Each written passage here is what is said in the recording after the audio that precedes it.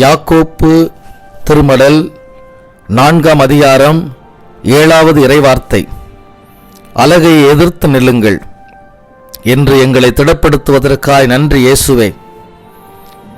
இயேசு ஆண்டவரே, ஏமாற்று வழிகளில் சிக்கிக் கொள்ளாமல் உமது மக்களை காத்து கொள்வீராக.